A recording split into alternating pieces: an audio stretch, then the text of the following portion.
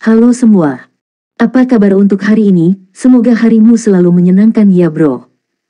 Selamat datang di channel YouTube saya. Tolong dibantu subscribe, like dan share ya, supaya saya terus semangat bikin kontennya. Wakakakak. Soul Land 3 Chapter 257. Chapter 257 Keterampilan Jiwa Bloodline, Tubuh Naga Emas.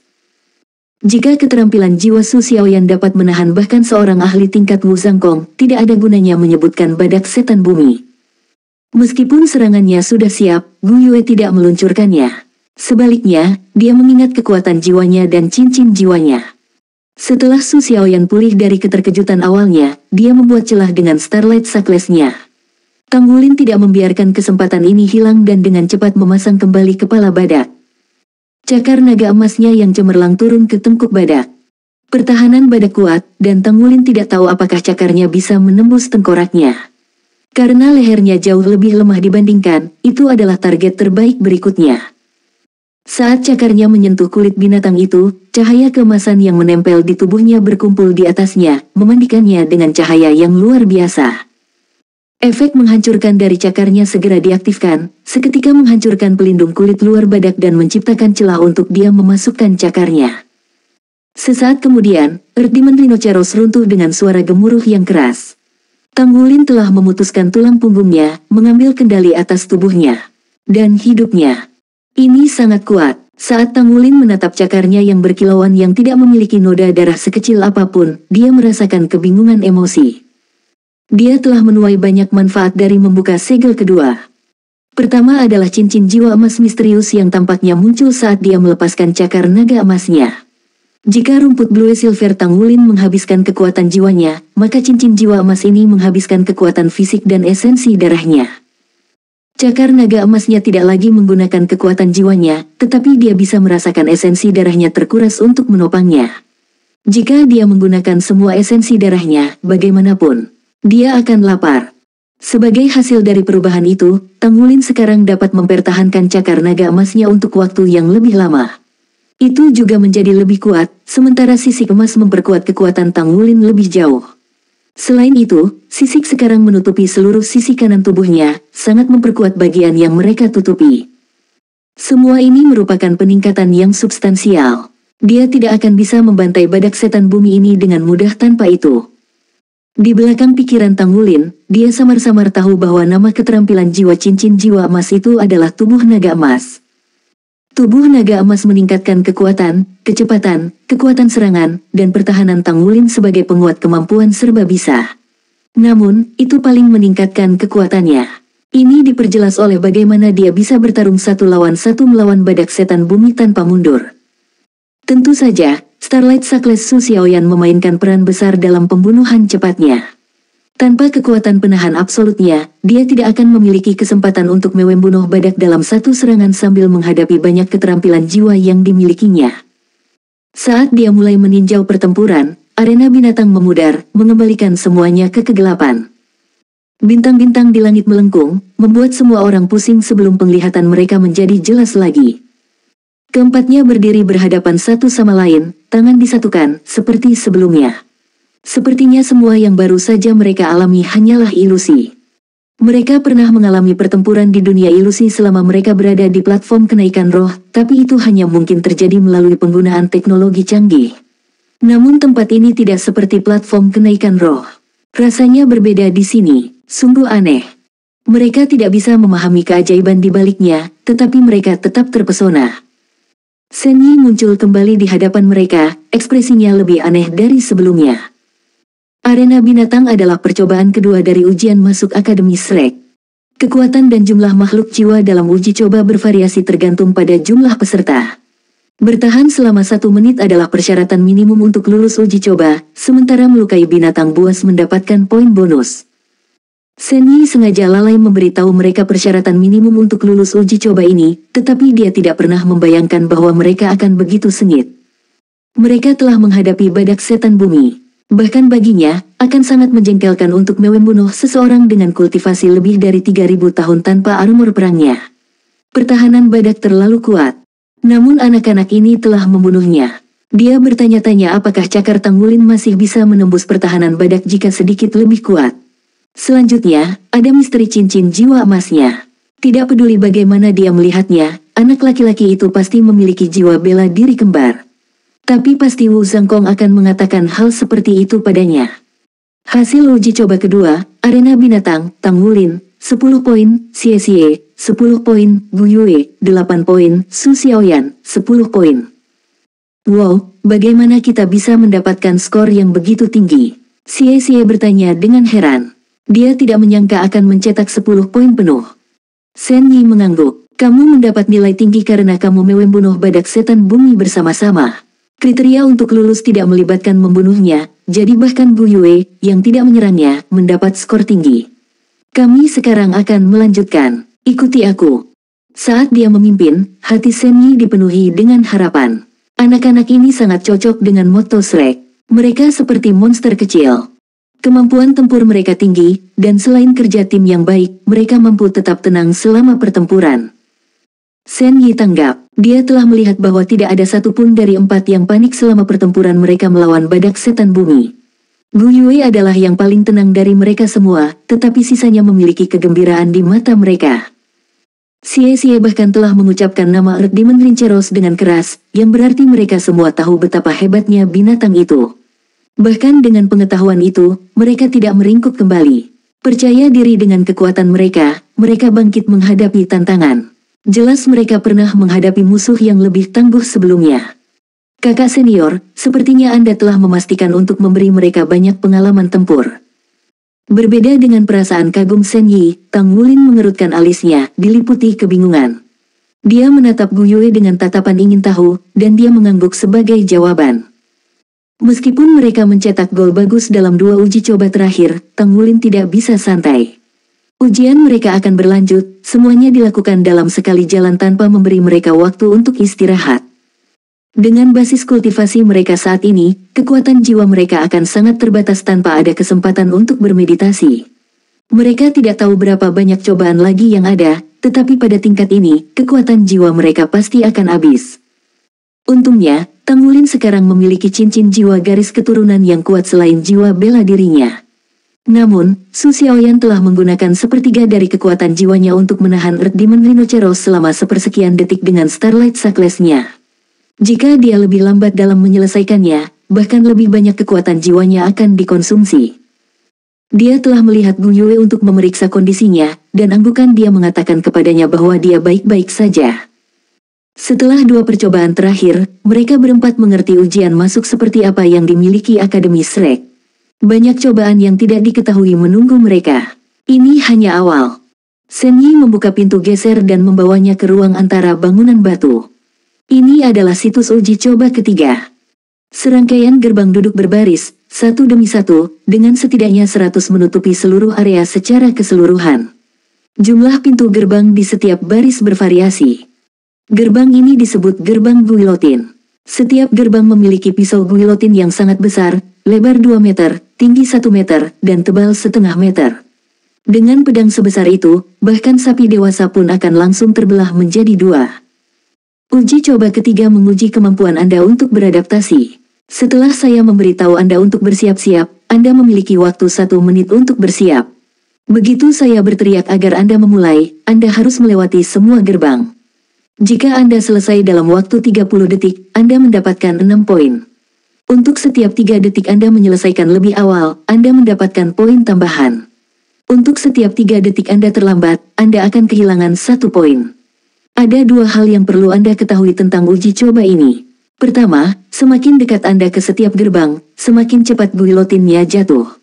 Karena ini guillotine asli, Anda akan mati jika mereka menyerang Anda. Kedua, Anda bisa mendapatkan skor negatif untuk uji coba ini.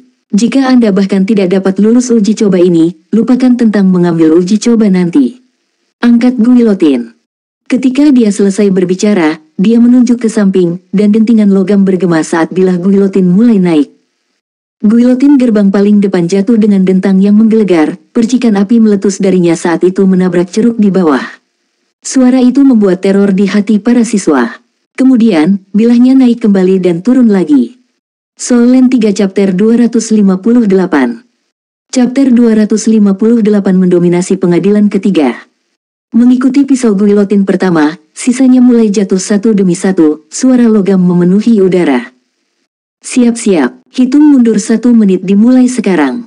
Tanpa memberi Tang Wulin dan yang lainnya waktu sejenak untuk mencerna situasi, Shen Yi mulai menghitung mundur. Roda gigi pikiran Tang Wulin mulai berputar. Kita harus melewati gerbang guilotin dalam waktu 30 detik. Jalur terpendek memiliki 6 gerbang. Gu Yue, uji kekuatan pedang guilotin. Memiliki kepala yang dingin sangat penting untuk melewati cobaan seperti itu. Sementara Xie Xie sangat ingin mempercepat gerbang, Su Xiaoyan menatap mereka dengan wajah pucat. Gu Yue setenang biasanya, dan mengikuti perintah Tang Wulin, dia mengulurkan tangannya dan membalikkan telapak tangannya ke langit. Cahaya biru terkondensasi di tangannya, membentuk es sepanjang 2 meter yang dia tembakkan melalui bagian bawah guilotin. Dentang. Pisau guilotin jatuh, langsung mengubah sebagian besar es menjadi bubuk halus sambil membelah bagian yang paling tebal menjadi 2. Turunnya satu bilah menghasilkan sekitar 3.000 kg kekuatan, Gu Yue mengumumkan. Analisisnya yang tepat hanya mungkin karena hubungan spiritualnya dengan elemen. Bisakah kamu melakukannya? Tang Wulin bertanya. Aku bisa melindungi 1 orang, jawab Gu Yue. Bagaimana denganmu, Xie Xie? Melompat dari tanah, Xie Xie berkata, aku baik-baik saja. Sama seperti Tang Wulin tentang keadaan rencana mereka, Gu Yue berkata, bagaimana kalau aku melindungi Su Xiaoyan dan kamu menggendongku di punggungmu? Seharusnya tidak menjadi masalah dengan kekuatan fisik Anda. Xie Xie kemudian bisa mengikuti tepat di belakang kita. Seharusnya itu berhasil.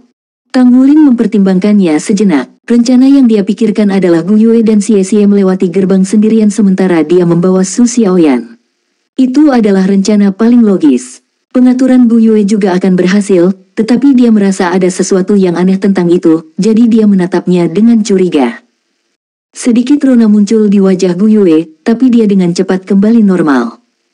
10, 9, 8. Shen Yi telah memulai hitungan mundur terakhir. Mereka hanya memiliki beberapa detik tersisa sebelum persidangan dimulai. Tang Wulin menarik napas dalam-dalam. Tidak ada waktu tersisa untuk mengubah rencana. Gu Yue mendekati punggungnya dan dengan cepat menaikinya. Dengan lambaian tangannya, lampu hijau menyelimuti Tang Wulin, Xie Xie, dan Su Xiaoyan. Lumpuh oleh rasa takut, dia hanya menatap guilotin. Xiaoyan, jangan takut, kata Gu Yue.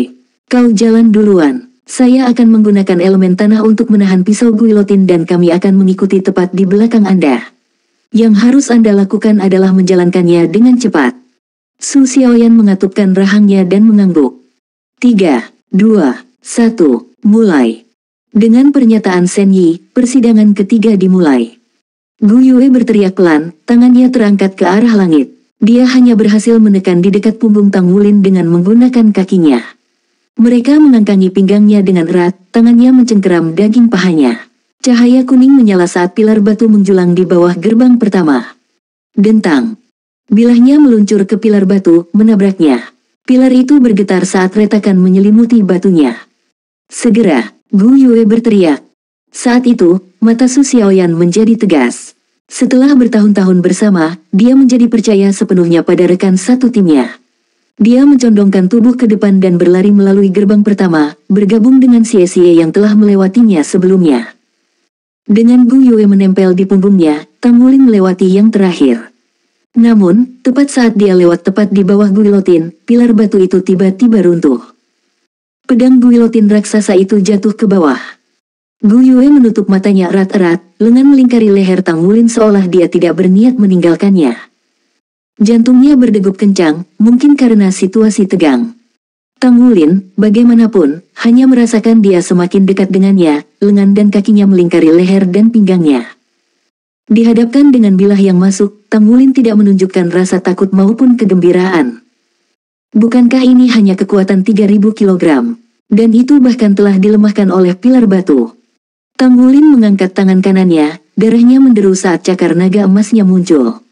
Dia mendorong lengannya ke atasnya, menghantam pedang besar itu. Dan mengangkatnya tinggi-tinggi. Dari posisinya di pinggir lapangan, Shen Yi tercengang. Dia telah menyaksikan siswa yang tak terhitung jumlahnya menghadapi persidangan ini di masa lalu. Masing-masing dari mereka mendekatinya secara berbeda, namun ini adalah pertama kalinya dia melihat seseorang dengan berani mengambil bilahnya. Bilah itu beratnya lebih dari 1000 kilogram. Dengan tambahan gravitasi, itu seharusnya lebih dari 3000 kilogram gaya. Dia tidak bisa. Shen Yi hampir saja menutup matanya tanpa sadar. Dia takut dengan adegan berdarah yang dia antisipasi. Tapi, tentu saja itu tidak terjadi. Dentang. Tang Wulin dengan mudah menangkap bilahnya, hanya berjongkok sedikit untuk mengimbangi gaya. Naik, teriaknya, lengan kanannya dipenuhi dengan kekuatan saat mendorongnya dengan keras. Sambil mengangkatnya tinggi-tinggi di udara, dia melangkah melalui gerbang pertama dengan Bu Yue di punggungnya. Bos, apakah kamu manusia? Xie menatap Tang Wulin dengan ngeri.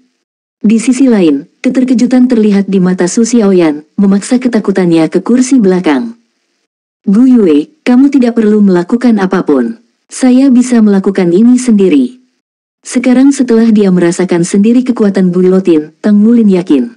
Dia berjalan menuju gerbang kedua dengan langkah besar. Saat bilahnya jatuh, dia mengangkat tangannya sekali lagi dan meraihnya. Dia mendorong pisaunya kembali, membiarkan Su Xiaoyan dan Xie lewat di hadapannya dan Bu Yue. Tang Wulin dan cakar naga emasnya memperlakukan pisau guilotin yang ditakuti itu seperti mainan. Dia mengangkatnya masing-masing dengan mudah.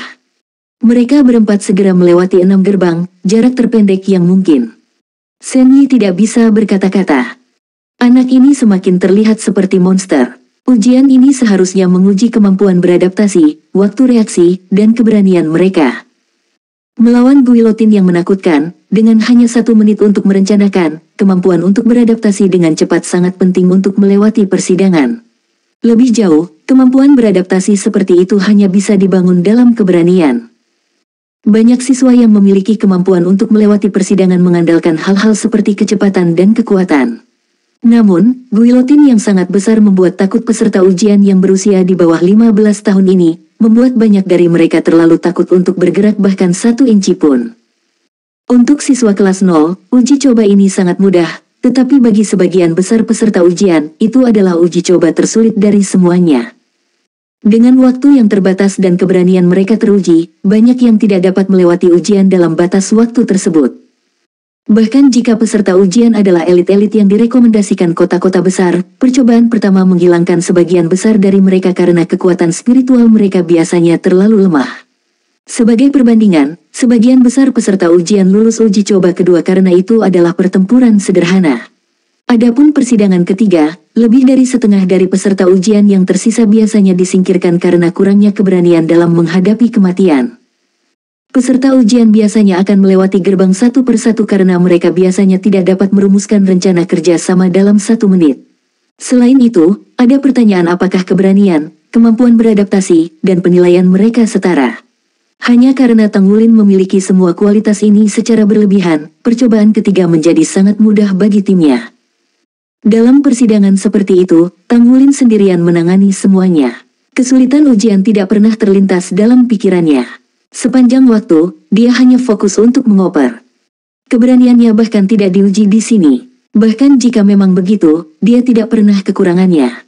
Jika dia punya, maka dia tidak akan bisa dengan tegas melindungi Gu Yue dari keterampilan fusi jiwa dengan tubuhnya sendiri. Adapun anggota timnya yang lain, mereka mengendarai coattails-nya ke garis finish. Seolah-olah dia adalah penyangga langit. Shen Yi memanggil waktu terakhir mereka. 14 detik. Tang Wulin mengayunkan lengannya sedikit, meregangkan bahunya saat dia menarik cakarnya dan tangannya kembali normal. Soul Land 3 Chapter 259. Chapter 259 menguji spesialisasi. Tang Wulin cukup senang dengan hasil percobaan ini. Selain dirinya, yang telah memanggil esensi darah dan kekuatan jiwanya, timnya menghemat hampir semua energi mereka. Sekarang setelah percobaan ketiga selesai, Tang Wulin mengerti betapa pentingnya menjatah kekuatan jiwa untuk percobaan yang akan datang. Jika tidak, mereka tidak akan bisa bertahan sampai akhir. Dia telah menghentikan Bu Yue dari melakukan kontrol atas elemen-elemen secara tepat untuk menghemat kekuatan jiwanya. Sebagai yang terkuat dari keempatnya, dia lebih cocok untuk menangani persidangan selanjutnya. Tang Wulin menerima beban dari yang sebelumnya. Kalian semua mencetak 10 poin. Shen Yi memaksakan dirinya untuk mempertahankan kedamaian, segera memimpin jalan ke ujian berikutnya setelah mengumumkan hasilnya. Dia telah memendam kekhawatiran untuk anak-anak ini di dalam hatinya, karena mengambil cobaan ini secara berurutan tanpa istirahat akan sulit, tetapi sekarang jelas dia tidak khawatir untuk apa-apa. Mereka mencetak gol bagus pada 3 pertama, dan bahkan mendapat nilai penuh pada tes ketiga dan tersulit. Meskipun mereka tidak memecahkan rekor kecepatan, mereka adalah satu-satunya dalam sejarah yang mendominasi persidangan. Tanggulin itu benar-benar pantas menjadi kapten kelas 0. Tidak heran Bu Yue yang berbakat tunduk padanya dengan rela. "Kamu bisa turun sekarang," kata Tanggulin, menepuk lengan Bu Yue yang melilit lehernya. Bu Yue membenamkan kepalanya ke punggungnya, menempel padanya, berpura-pura seolah dia tidak mendengar kata-katanya. Bingung, Tanggulin bertanya dengan cemas, "Apakah kamu terluka saat itu?" Gu Yue menggelengkan kepalanya pelan dan berkata, "Bawa saja aku sebentar lagi. Saya agak takut." Baik Xie Xie dan Su Xiaoyan menarik wajah-wajah aneh saat mereka menyaksikan keduanya dari pinggir lapangan. Apa yang harus ditakuti oleh Gu Yue? Apakah dia mengerti arti ketakutan? Di mata dua pengamat, Gu Yue tidak terpengaruh oleh hal-hal seperti itu, teladan ketidakpedulian. Selain menjaga hubungan baik dengan rekan satu timnya, dia akan mengabaikan orang lain. Dia memandang semua orang asing dengan mata dingin dan apatis. Dalam 3 tahun terakhir, dia tidak banyak berinteraksi dengan Tanggulin, Xie Xie, atau Su Xiaoyan. Setiap kali dia memiliki hari libur, dia akan mengubur dirinya sendiri di pagoda jiwa. Namun, untuk beberapa alasan, setelah dimulainya ujian masuk Akademi Shrek, dia tampak sedikit lebih hangat. Lebih tepatnya, dia menjadi lebih hangat terhadap Tanggulin. Perubahannya cukup jelas, dan sekarang menjadi lebih jelas. Apa yang sebenarnya terjadi di sini? Apa yang tidak mereka ketahui adalah bahwa saat ini, dalam benak Gu Yue, ada gambar Tanggulin telanjang yang berendam di bak mandi, kabut emas berlama-lama di sekitar tubuhnya yang kencang. Otot-ototnya berkilau dalam uap basah yang lembab. Meskipun dia hanya melihat sekilas aset pahatannya, itu terukir dalam ingatannya, apa saja dan segalanya. Tepat pada saat itulah menuju Tanggulin mulai berubah. Kaki Gu Yue melilit Tanggulin terlalu erat untuk dikupasnya. Dia pasrah untuk menggendongnya. Sementara jantung Gu Yue berdebar kencang, wajah Tanggulin menjadi merah pada detik. Meskipun mereka masih muda, perbedaan antara anak laki-laki dan perempuan sudah terlihat jelas, membuat mereka menonjol. Sosok Tanggulin tidak besar, tapi kokoh dan ramping. Di sisi lain, tubuh Gu Yue lembut, dan kelembutan membawa ketangguhan, aroma manis tergantung di wujudnya. Saat dia menggendongnya, kunci rambutnya jatuh ke wajahnya, menggelitiknya.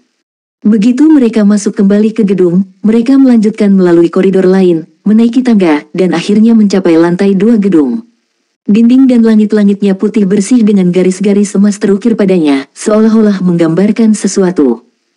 "Itu adalah cetak biru perangkat jiwa?" Su Xiaoyan bertanya. Dia telah memilih desainer media untuk profesi sekundernya, dan karena itu dia dapat langsung mengenali apa yang diwakili oleh garis-garis emas ini.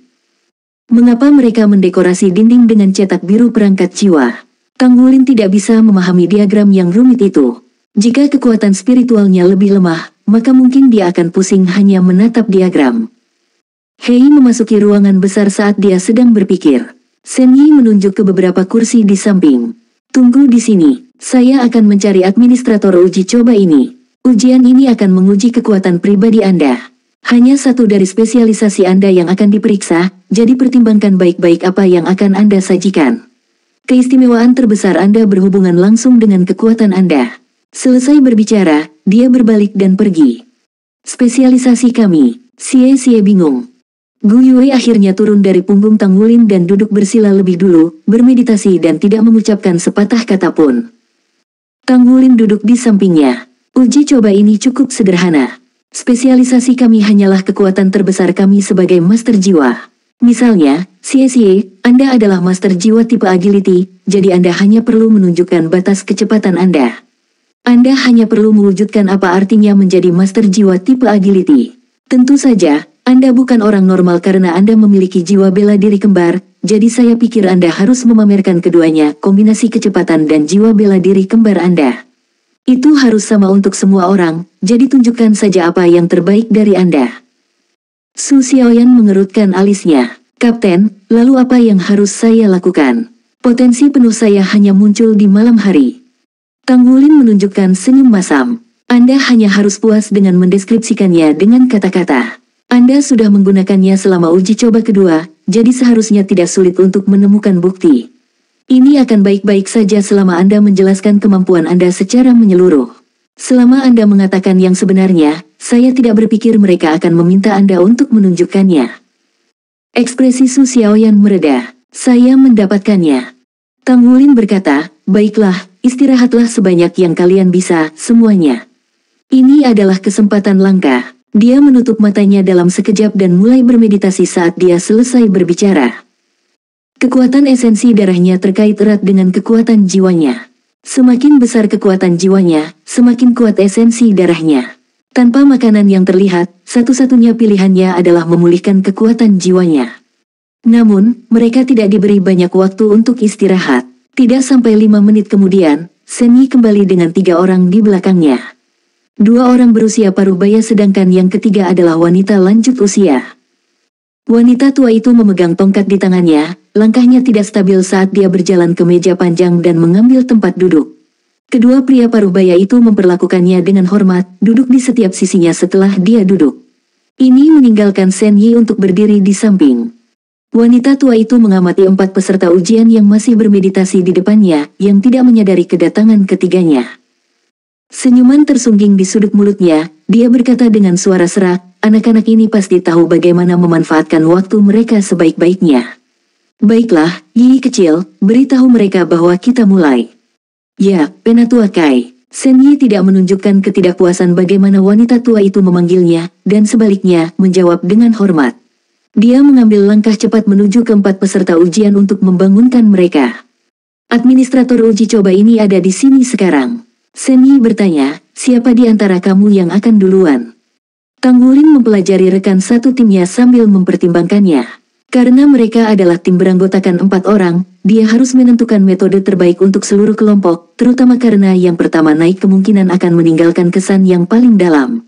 Urutan yang mereka masuki sangat penting. Yang pertama untuk melanjutkan harus pergi dengan keras. Xie, kamu bangun dulu. Setelah mengumumkan keputusannya, dia bergeser ke sisi Xie dan membisikkan beberapa kata ke telinganya.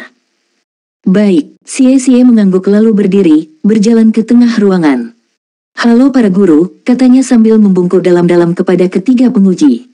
Wanita tua itu terkekeh. Nak, lanjutkan dan mulai. Kamu hanya memiliki satu kesempatan, jadi tunjukkan padaku apa yang terbaik dari dirimu. Ya, Xie menjawab dengan hormat sementara 3 cincin jiwa muncul di bawahnya. 2 kuning dan 1 ungu, 3 cincin jiwa berkelap-kelip di udara. Sesaat kemudian, cincin jiwa ketiganya, satu-satunya yang berwarna ungu, menyala. Tubuhnya kabur menjadi 3 klon identik yang berdiri berdampingan. Mereka tidak bisa dibedakan dengan mata telanjang. Ketiga Xie membungkuk kepada para guru, lalu, dalam sekejap, sosok mereka menjadi transparan saat mereka berlari ke arah terpisah dengan langkah-langkah aneh. Masing-masing memegang belati naga cahaya. Udara mendesis saat masing-masing belati mengiris udara. Garis miring semakin cepat, kabur, sampai masing-masing dari ketiga sosok itu tampak seperti angin puyuh yang menerjang. Klon-klon itu berterbangan di sekitar area itu, angin bertiup kencang saat mereka melawan lawan imajiner di mata badai.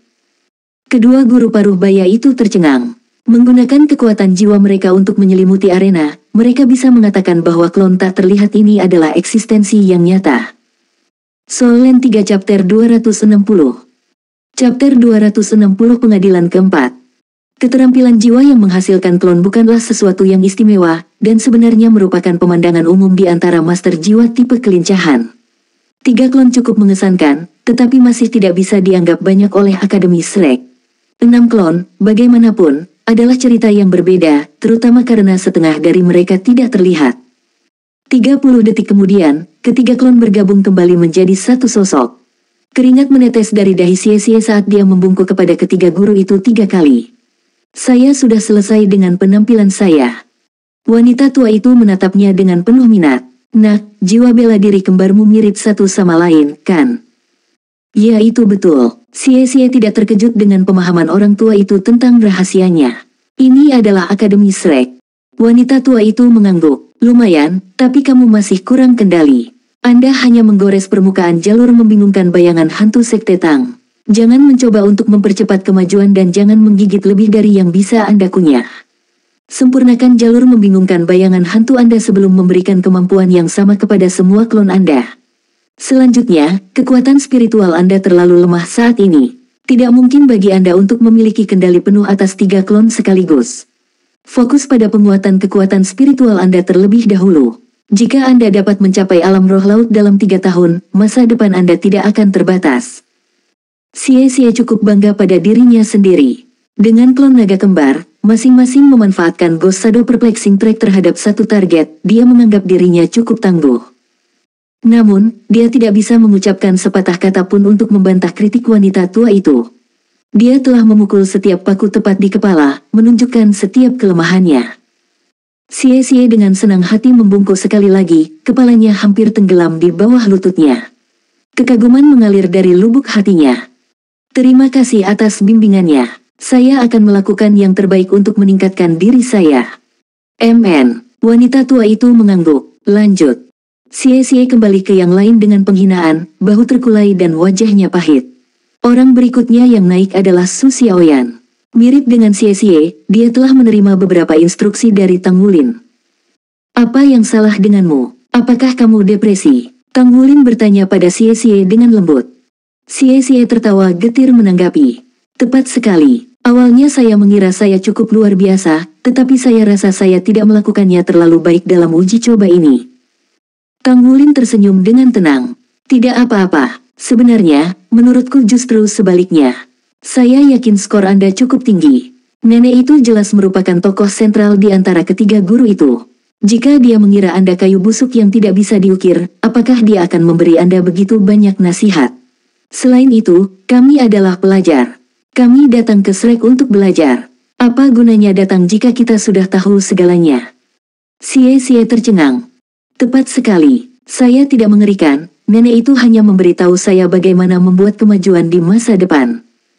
Tang Wulin menepuk kakinya. Mari kita lihat. Su Xiaoyan berdiri di tengah ruangan dan membungkuk kepada ketiga guru itu. Anda boleh mulai, kata wanita tua itu. Permintaan maaf saya yang tulus kepada ketiga penguji, kata Su Xiaoyan. Saya tidak dapat menunjukkan keahlian saya karena masih siang hari. Jiwa bela diri saya berbeda di malam hari. Dari sudut pandang tertentu, saya bisa dianggap monster master jiwa. Itulah mengapa saya datang ke Shrek. Memindahkan penguji hanya dengan kata-kata bukanlah tugas yang mudah. Tang Wulin mengetahui hal ini, jadi dia telah menginstruksikannya untuk segera menunjukkan keunikannya. Menjadi monster adalah motto Shrek. Menyebut dirinya sendiri akan langsung menarik perhatian para penguji. Oh, lalu bagaimana kamu berbeda di malam hari? Penguji di sebelah kiri wanita tua itu bertanya. Su Xiaoyan memanggil staf esnya dan meraihnya dengan tangan kanannya, 2 cincin jiwa kuning naik saat dia melakukannya. Pada siang hari, jiwa bela diri saya hanyalah tongkat es, yang unggul dalam mengendalikan medan perang dan serangan jarak jauh. Di malam hari, saya mendapatkan kekuatan cahaya bintang, dan jiwa bela diri saya berubah menjadi staf es Starwheel, mengubah keterampilan jiwa saya. Percikan kegembiraan muncul di mata wanita tua itu. Aku tahu tentang staf es Starwheel. Itu berasal dari keluarga Su sejak lama, tetapi tidak banyak dari mereka yang memilikinya. Nama keluarga Anda adalah Su. Kata-kata wanita tua itu mengejutkan Su Xiaoyan. Tepat sekali, kamu tahu tentang keluargaku. Wanita tua itu tersenyum dengan tenang. Ada sangat sedikit hal di dunia master jiwa yang tidak diketahui Shrek. Kamu bisa kembali sekarang. Su Xiaoyan ternganga padanya. Tapi aku belum selesai menjelaskan. Alis wanita tua itu berkerut. Karena aku tahu tentang asal-usulmu, kenapa aku tidak tahu tentang kendali mutlak dari skill jiwa cahaya bintangmu? Sekarang kembalilah ke teman-temanmu. Oh, Su Xiaoyan membungkuk lagi sebelum pergi.